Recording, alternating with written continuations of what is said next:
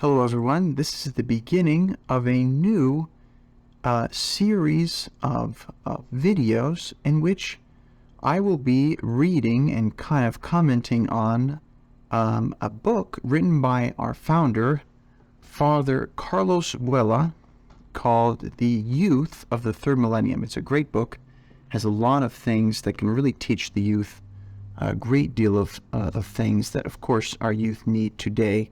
And so I wanted to share with you this book. We're going to go chapter by chapter and just do a little reflection on it. I wanted to start today with the preface of the book, kind of just to give you an idea of where the author is going and kind of his idea of the youth and how we must always try to encourage the youth to great things, to do great things in their life. So I'm going to read the preface for you now. So he says, "Dear young people, today we stand before a culminating moment in the history of humanity. One of those stages of fracture in which it is possible to radically change the orientation of the life of the spirit, the existence of men. We have just crossed the frontier of the third millennium. You must fulfill a predominant role in the new rhythm of the march that the world must acquire. You must be the true protagonists of this phase of history." So you see how he's giving the youth a challenge, a sense of responsibility. Our world is not on the right path, he says.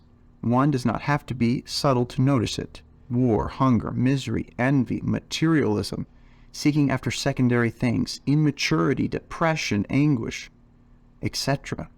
A crisis caused by escapism, insecurities, relativism of the truth, all bear witness to the state of the world.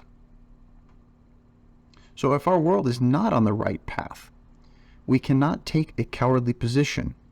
The world is rotten, but who cares? They hide their heads in the face of danger like an ostrich, facing adverse circumstances. We have no right to sit with our arms crossed when God himself has died with his arms open in order to infuse us with confidence in victory. Confidence in victory. So if our world has gone bad, it is because it has not followed the path that it should have followed. So the world must change its course, and we have to make it change course. And we have to. He put emphasis on the we. That is, each individual, especially in the youth, they are the future of the church. They are the future apostles of Christianity. Dear young people, what is the new path the world needs? This is what Father Buela says. The world is a great enigma, and Jesus Christ is the only answer and solution. He is the man who divided history in two, the man who nobody can truly know and not love. The man of the heart pierced for love of men, the God-man.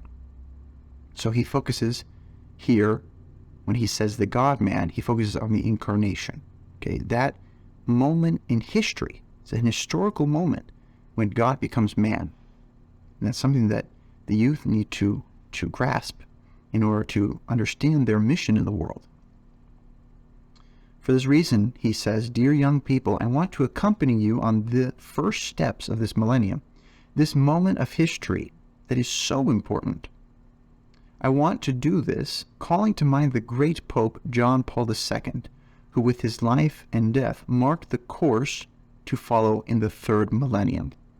And then I want to also make this point that Father Buela, to me, he's really a son of St. John Paul II, of the thought of St. John Paul II.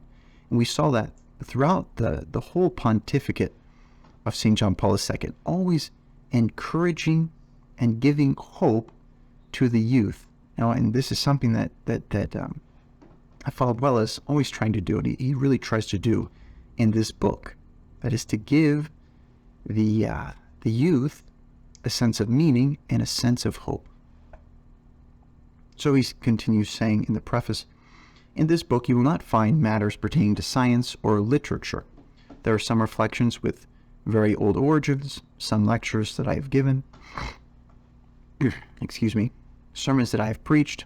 I simply want to offer you the freshness of the message from Christ to souls like yours, dear young people, who are called to do great things. Okay, the youth are called to do great things. In vain, then, do you seek quotes or references from different authors, but you will find the values and principles that must take precedence in the life of those who raise the standard of Jesus Christ, Lord of victory. May the Blessed Virgin Mary make the pages of this book fruitful in the hearts of youth.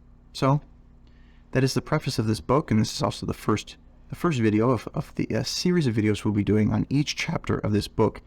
The book is great. It gives a lot of good information for our youth, but also for us, for people who are older and adults. I'm not super old, but for adults as well, of something that, to give the youth direction, to give the youth foundation, a foundation by which they can live their life is so important. And this book really gives a lot of good things in that regard. So thank you so much for watching this video. We'll be back next week. Bye-bye.